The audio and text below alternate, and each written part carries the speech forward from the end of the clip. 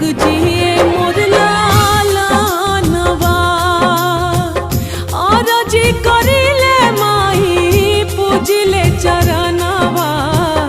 जुग जुग